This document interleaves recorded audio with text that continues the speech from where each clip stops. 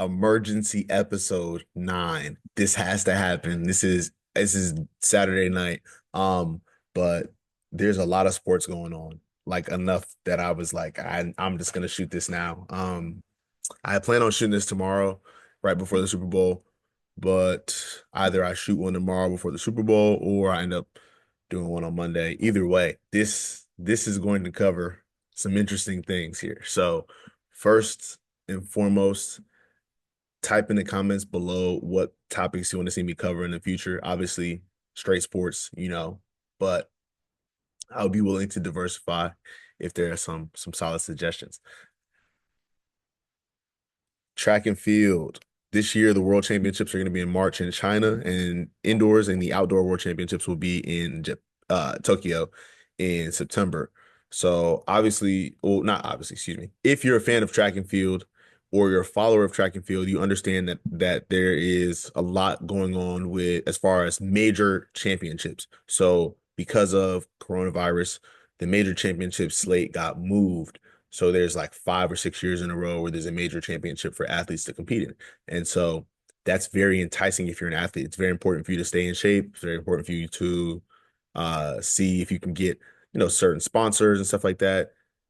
I know someone personally who was signed to, I'm not sure if she was signed or she was unsigned, but I know now she's signed to Nike. So, and that's based on her performance as an athlete, really, and like her probably like marketability. I'd imagine she's like a marketable athlete and has national records and stuff like that. So there's a lot of people who can kind of burst onto the scene in this stretch and who can maximize their time in the limelight. And you think about some collegians who end up on the professional circuit really fast. And this is going to sound crazy, but I really feel like Yu-Gi-Oh! GX was one of the best examples of what it's like when someone goes from the sub-professional level to the professional level, the amateur to the professional, and you see the maturation and you see the growing pains, but then you also see the way that you might be scrutinized or held to certain expectations depending on who you were supposed to be. They have a nice little portion on that when they have their like excuse me, like when they have their professional duels and such. But I say all that to say that Masai Russell is an athlete who for some reason received a lot of scrutiny. She came from Bullis, right? So you're expected to already be the greatest thing walking, and then she goes to Kentucky. So she's running in the SEC. I think she came on the heels of McLaughlin. Like she ended up being teammates with Alexis Holmes, briefly, when she transferred in from Penn State. But Abby Steiner, like I could just go on about the people who were on her team and the expectations that came with Russell. And I feel like she was heavily scrutinized for no reason. I mean, she's been a young talent, she's been a young phenom, and if she loses a race here and there, it is what it is. She fell at a major championship. I'm not sure if it was Worlds or the Olympics. I can't remember, but she was the Olympic champion most recently. And the women's 100-meter hurdles and indoor 60 hurdles are no joke. Nothing to sniff at. If you like that dog eat dog, if you like that neck and neck race, watch every single one of the women's 100-meter outdoor races, hurdles, 100-meter hurdle outdoor races from the last 5 or 7 years. It is an uncanny amount of competition, and every meet somebody different wins, which is why it was so cool that Russell won because she had won a lot of the other ones. She trains with like Devin Charlton, who'd won many, but Jasmine Camacho Quinn, right? Aaliyah Armstrong, Kenny Harrison, the list goes on as far as who was winning. The world record holder, Toby Amundsen, the world record holder, like the list just goes on and on. The fact that I think she went like 12:0, she went like 12:06 or something crazy or 12:09. The fact that they're going that fast over 10 barriers and 100 meters is just so scary because you go to some meets and somebody could win and the time that isn't world class, or it isn't like a certain kind of fast to people who are obnoxious about if a time is actually fast. I hate that. Like I love going to track meets and seeing a kid win and run hard and run a boy, whatever, run like 12 mid or 12 low. And someone's like, oh, that's not fast, blah, blah, blah, blah. Obviously, it's not going to get them, in a certain position. They're not trying to be a world beater, but it's about winning the race at the end of the day. Who cares about the time? It's about winning the race. The average person cares about who won the race. Masai Russell won the race, and now she is really threatening the indoor world record in the 60-meter hurdles. She just won Millrose. I think she ran about 7.8 maybe. Um, she either ran 7.81 or 7.76, but she just won Millrose and she did defeat Charlton. Speaking of Millrose, back to back like I'm Dylan Beard 24-25. If you'd like to hear more about Dylan Beard's story, you can check out my episode that I have with him on the Polar Red podcast. He was a teammate of mine for 2 years at Howard University, or 1 year, and then he did an extra year after that. He before Howard, he went to Hampton. Before Hampton, he went to Wagner. Before Wagner, he was a standout high school guy, but obviously not what he currently is. I mean, he is a real deal pro. He's an awesome human being, and he is tearing up the track. I want Otto Bolden to give him some more respect. I just listened back to the broadcast of Otto Bolden commentating the race, and Cordell Tinch is in the race, Eric Edwards is in the race, Freddie Crittenden is in the race, a bunch of guys who are moving. But the same way that the women are bringing that dog eat dog to the short hurdles, and that almost anybody can win at any given time. That's what the men are starting to look like. I don't know how to pronounce the young man's name out in East Europe, but he's running 7.39. Dylan just ran 7.38, and that's a new world lead. Grant Holloway is the only man walking right now who can run 7.2 whenever he feels like. So is he finally going to lose inside? It's a wonderful storyline to follow because Grant Holloway is a humble champ. He's a humble god. He is a guy who, at the end of the day, when it's all said and done, people are going to be mad they didn't talk about him more because everyone's like, who's the next Bolt? Who's the next Bolt? In my opinion, it's really like Grant Holloway, if you want to say who's the next Bolt. But the only problem is he doesn't run the 100. And he didn't decide to go drop down to the 100 like Noah Lyles to get the credit. Noah Lyles and Grant Holloway have pretty similar careers as far as capability. If Holloway did multiple events at every Worlds, he would have multiple medals, the same way that Noah does. And if every relay he touches, he's going to split something serious. You know what I'm saying? Like as far as ability, they are the same. But Noah Lyles came down to the 100. He became the king of the 100, and now he's the guy in the spotlight. And I think part of that bothers Grant Holloway and maybe even Rod Benjamin because he's another guy that's on the same planet as them ability wise. The stuff that Rise is doing, he's top three all time in the 400-meter hurdles time wise. He's registered the most sub 47 times of any American, most sub 48 times. He's very close to closing in on running a world record, and seeing him get that gold, it was long awaited. But it's not surprising. You see his sprint work, you see his 200, his 300, his 400. It is so patient. It is so tempoed, excuse me. I'm just glad Rye decided to compete for us instead of, his back home. He's competing for the Caribbean, but Dylan got that victory, and Dylan has won 3 or 4 indoor meets already this season. And Otto Bolden, the reason I said I want more respect for him is because Otto Bolden was talking about, let's see if he could translate this outdoors. Sure, but give the guy his credit right now. He's a back-to-back Millrose Games champion, one of the most storied track meets in all of the land. One of my favorite athletes is Hobbs Kessler. I was watching a lot of the Very Nice Track Club stuff during COVID. Got to know the kid through the screen. He's like 21 now probably, but he went pro out of high school, was running some insane times. And man, he was so hard on himself recently. He ran 7:34 or something like that in the 3,000, and he was saying that nothing under 7:30 is what I'm looking for. It's not world class. I'm a world class guy. I didn't wake up to coming fourth. Those kind of quotes. It shows you the kind of competitor Kessler is because he's really an easygoing guy. He's a nice guy. He's a kid, but he knows that men's distance is serious, and to make the 1,500-meter team, to make the mile team, to make the 3K, like all that stuff for the American men is very difficult as it stands. But then you have to go to the world championships and these other meets and beat all these other guys from all these other countries who are sliding. Jakob Ingebrigtsen, Josh Kerr. I mean, guys are sliding. So him and Jared Naguse just went toe-to-toe in the Millrose games. It was really Jared Naguse going toe-to-toe with himself. He was just smooth around the track. Smooth, smooth, smooth. Jared Naguse is a problem. He breaks the indoor mile record. Kessler also falls underneath the mile record, but he obviously loses to Naguse by a little bit. That's going to sting after a couple of losses. And he has tremendous respect for Jared because he's such a nice guy and he's such a good guy. But, you want to beat him. You obviously want to beat him. You have that thought in your mind. Um, as far as the 100 meters, Marcel Jacobs did pull out of this event. That's very unsurprising if you've been following Jacobs. He was covered a little bit in top five, and I gained a little bit of more respect for him. I respect the guy, but I'm not his biggest fan. I think that that's not something that I've hid on my personal podcast because Marcel Jacobs, first of all, he just came out of nowhere. He's a long jumper, right? And then he just came out of nowhere and won those Olympics. And I'm just not sure how, it's not me saying I'm hating. It's just hard for me to believe that he just kind of because he hasn't followed it up with any other kind of performance of that nature. Like if somebody like Su Bingyam won the Olympics from China, I wouldn't be surprised because he has had like the performances that would suggest that that would make sense.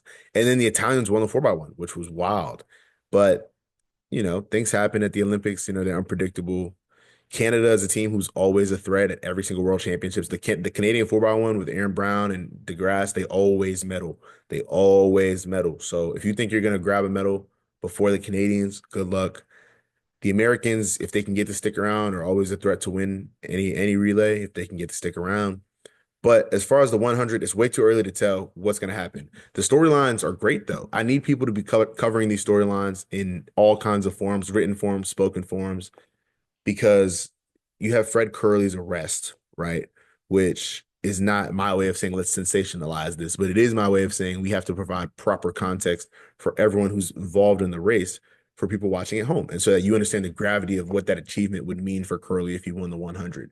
Even more vindication for himself in the midst of possible scrutiny because of things that he couldn't control, and so we have Curley in the 100. You have Lyles, who's looking to get into some unprecedented waters. You have Christian Coleman. You have the Jamaicans, Oblique Seville, Keyshawn Thompson, Akeem Blake. You have Zarnell Hughes. If Zarnell Hughes is in form this year, he could definitely threaten over the 100. But a guy who I think is going to finally get that gold and get people to put some real respect on his name, capital R, is Kenny Bednarik. Kenny B. Kung Fu Kenny B has been nothing but a force since his days at Indian Hills JUCO Community College. He's been nothing but a force, and he's always been on the podium, but he seldom won that gold, so people don't really give him that respect. But I believe he bested Lyles in the Diamond League final this past year. I could be mistaken, but I believe he bested him. Arion Knight and Jalen Slade, all those young guys, Fambule, all those young guys are always going to be threats over the short hurdle or the short distances because they're young. Courtney Lindsay is a guy who you could even see competing in the short distances competitively at any of these championships.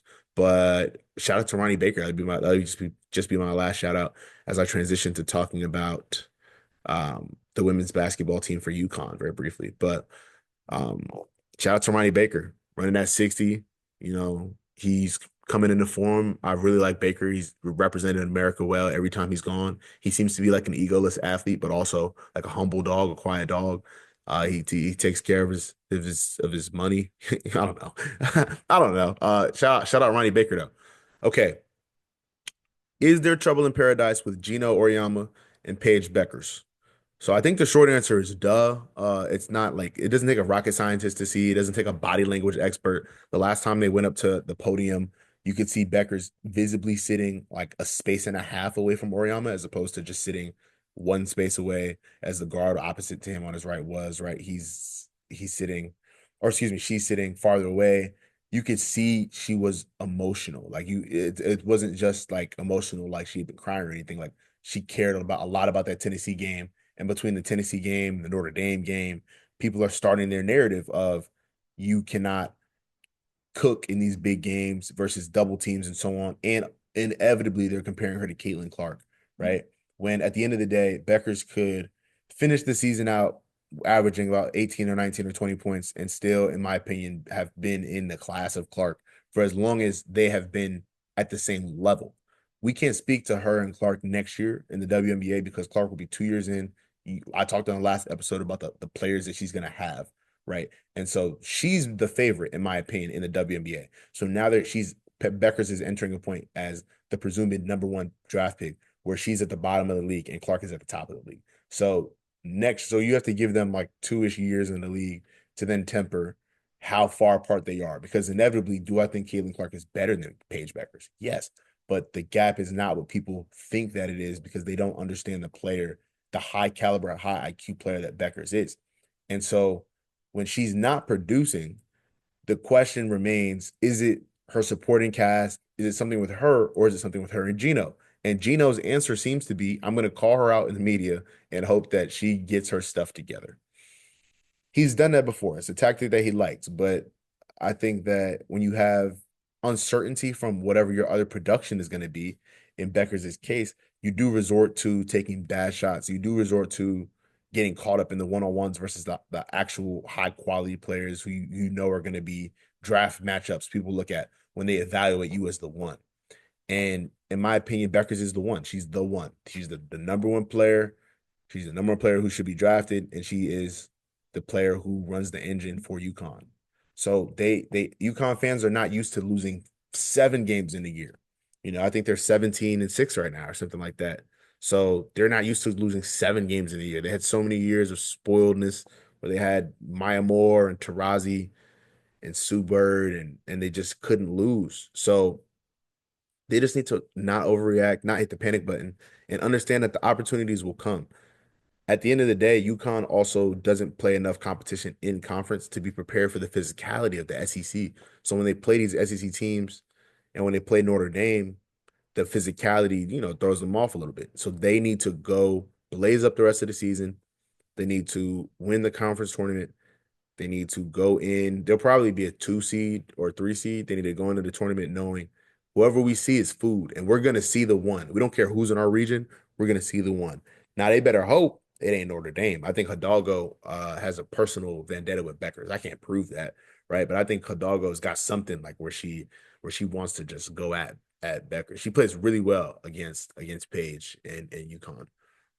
Trouble in paradise. Like I said last episode, Paige, maybe do not say it's not a UConn Tennessee rivalry anymore like that. It's UConn Notre Dame because Notre Dame beat y'all and Tennessee is still Tennessee and you see what their coach is doing. All right. The reason that we had to make this an emergency episode is because the Los Angeles Lakers trade for Mark Williams that included Dalton Connect and Cam Reddish has been rescinded. It's been rescinded. I can't remember the last time a trade has been rescinded that has been that has been seen as such a like slam dunk for kind of both teams involved, and then it's just like, no, this isn't going to happen.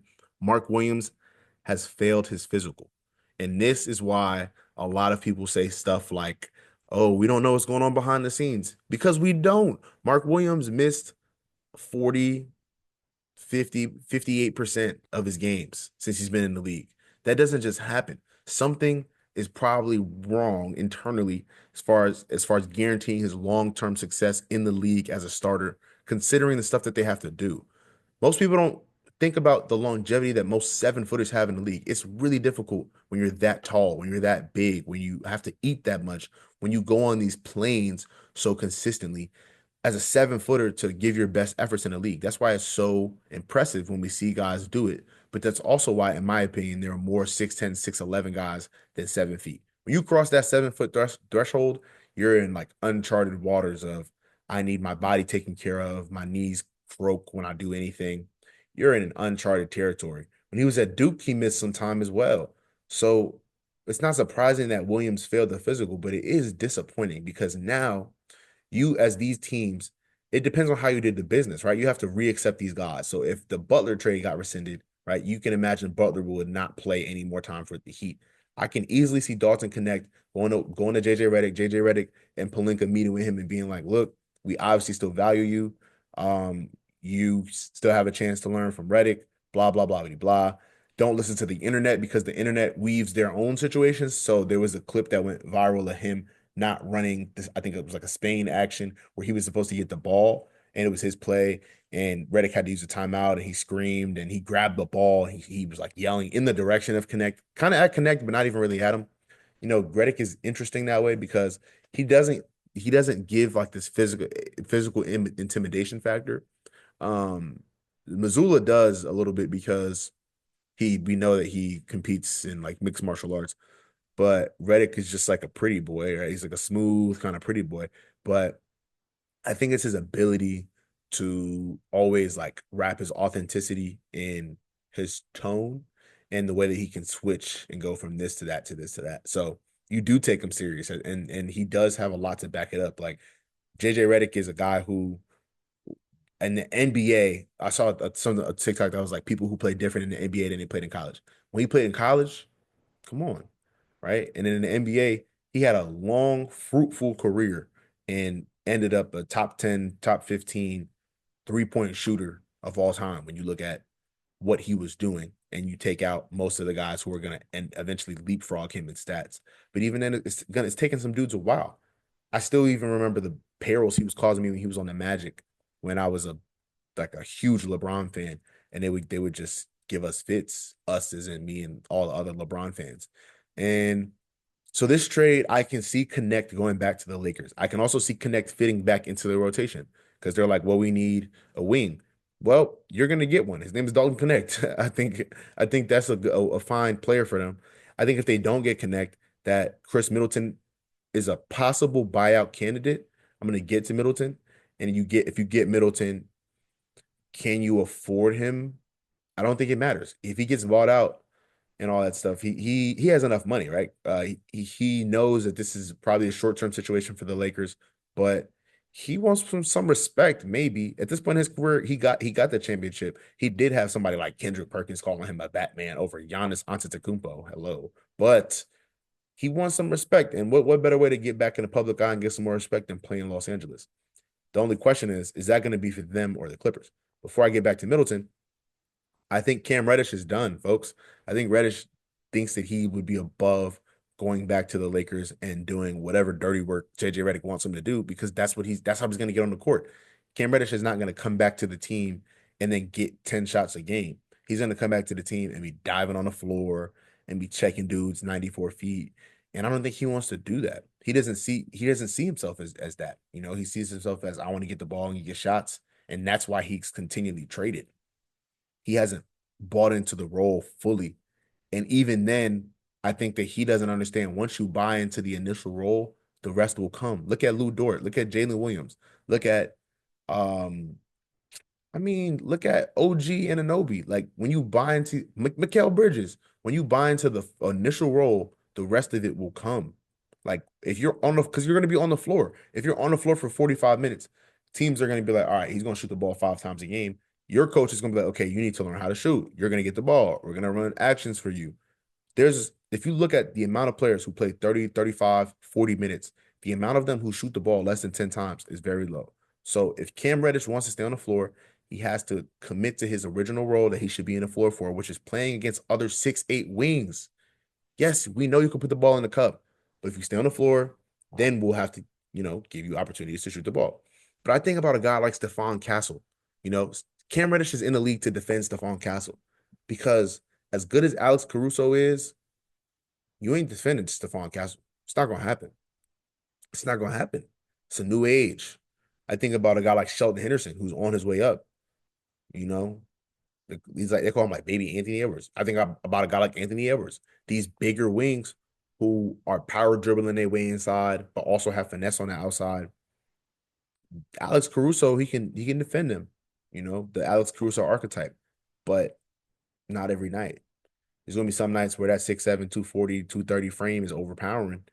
That's why Cam Reddish should be in the league to defend that, and then you'll get the shots. But I think Reddish, he's not gonna play for the Lakers. I think Williams has no choice but to stay with the Hornets, try to play his season out, and then go somewhere else or get traded or go to them to see can I get traded again. It reminds me a little bit of like the DeAndre Ayton stuff with the Suns, how they weren't really like super fans of him when he was succeeding, but then like he would falter a little bit and it's like, what did you do wrong? So I feel like that's how he's gonna get treated now. Like you're expected to have this and this and this and this and this. And yeah, like there was a big deal about Williams and his physical because everyone was like, yeah, Luka was supposed to play tonight. So that's the last element of this thing I'm going to discuss. ESPN and their inability to really understand the league. They're going off their sources and their word and their ESPN insiders and this and this and this. But you're in the NBA. So as soon as you get word that something ain't right, you need to do something about it. And you need to make it fast. ESPN didn't know what to do because they moved everything out of the slots to put this Luka, LeBron, Mark Williams game in tonight, Saturday, February 8th. It didn't happen. None of those three people played the game. Austin Reeves had a 45-point game, 7-7. That's beautiful. None of them aforementioned three guys played the game. Mark Williams is never going to play for the Los Angeles Lakers. The Lakers could not get a center because the trade deadline is over. So Jackson Hayes is going to have to play basketball. I don't hate that, but why are we not letting Jackson Hayes and Christian Wood play basketball? Christian Wood, I understand a lot more because defensively he's about 6'9.5", so he can't really play center. But if he plays next to Jackson Hayes as a 4 and Jackson Hayes as a 5, I think it opens up his game so he can have some one-on-ones in the low post, which is where he's most successful. Low post out to 17, 19 foot, 21 feet extended. But what do the Lakers do now with the center position? Who is a buyout candidate as a center? I don't see nobody as a buyout. This is all the buyout candidates I've seen are guards. I don't know who they're going to play at the center position. They are cooked. The only way that the Lakers can capitalize on the success that they're having right now is a 31-19 fourth seed West basketball team, fifth seed West basketball team, is if they get on some small ball activities and if guys make shots. Jared Vanderbilt is going to have to play center for them a lot more than he wants to. Gabe Vincent is going to have to make shots. Last night, he looked really, or this night and last night, he looked really good. He has been making shots, but it has to be continued. Connect is going to have to make shots because they're gonna play him. Man, a rescinded trade in the NBA in 2025. I haven't seen that. I haven't expected that. Didn't anticipate that in a while. As far as the Los Angeles Clippers, they made a move recently in acquiring Ben Simmons, who was bought out by the Nets. His career ended with them. He made $86 million, and his career stats were 6.5 points, 6 assists, 6 rebounds, something like that. You know, Simmons made, again, $86 million off of them. I remember all of the quotes. I remember his relationships with the coaches. You know, not great. And so I say all that to say this could be rejuvenating for Ben Simmons. He clearly loves the limelight, the spotlight, even though he went to LSU, which is not a school that was known as a basketball school. And he had them in and out of the top 25 rankings, but they were never really, you know. Even though he went to LSU, he had a show that he was having being made about himself in the back. He went to Montverde Academy, right? He was playing for the process Philadelphia 76ers, but despite the fact that they booed him out of town, he still regards them as like the best fan base. And he loves the love that they were giving him because he loves the spotlight. So now he's going to go play for the Clippers and he can get himself back in the spotlight. He can rejuvenate his career if he does a couple of things. Plays defense, which he can do. He stays on the floor and he stays healthy. If he stays on the floor, he has to be a 10 to 15 point per game scorer and he has to be an 8 to 9 assists per game haver because James Harden is already going to get assists. He's already going to run the offense, but you have to score a little bit more.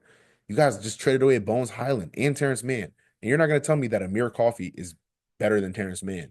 But either way, Terrence Mann is gone, and Amir Coffey is getting minutes. So, Norman Powell is a guy that is hooping for them. If you're Ben Simmons, this is not a difficult situation to step into at all. Chris Middleton could be bought out, in my opinion. The trade that occurred between him and Kyle Kuzma was a bad swap. I think that Middleton was not looked at necessarily as damaged goods, but he was looked at as a player who was no longer providing what they thought his name value was providing, which may be true, but I don't think the drop off is that big, i.e., a Tobias Harris. People are like, all right, Tobias Harris isn't what he was. That's true. But when was Tobias Harris ever the quote unquote third star caliber guy that people, or even fourth star caliber guy that people made him out to be? Tobias Harris has been an 18 to 20 point per game scorer in an NBA where scoring has been easier than ever. So 18 to 20 points per game now in, Michael Jordan's NBA is like an 11 point per game guy. So in the 90s, Tobias Harris is about an 11 point per game guy. And that's a really good player. Don't get me wrong. But nowadays, he's an 18 to 20 point per game guy. Last night, he had like 25. He's the vet up in that Pistons team, Detroit Pistons, that are playing basketball. So Chris Middleton can help somebody out. I say all to say he can help somebody out. I don't think the Wizards are gonna want to let him go because they're bad right now. So you want to hold on to everything you have that's good. They would only let him go if they felt like, in my opinion, when they first traded for him, that he could be traded for something better. And when that was shown that it wasn't, I don't see them just letting him go. But if they do buy him or let him buy out and all that, then I see him going to LA playing for the Lakers.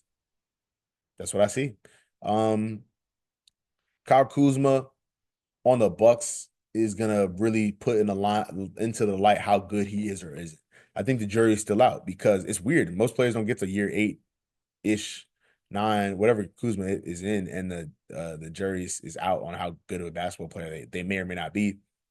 But all of his situations that he's been in have been different. He hasn't really had 2 years in a row where he's been in the same situation for me to say, okay, he's that good, if that makes sense.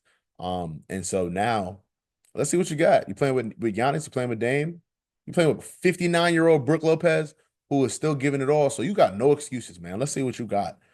Um, and yeah, emergency episode. Had to do it. Episode 9. Love y'all, man. We're gonna get out of here. The Big Ten is coming up soon. I'm super happy. I'm super proud. I'm super, super excited that we have remained consistent here in the AM with MC. Thank you for listening. Adios.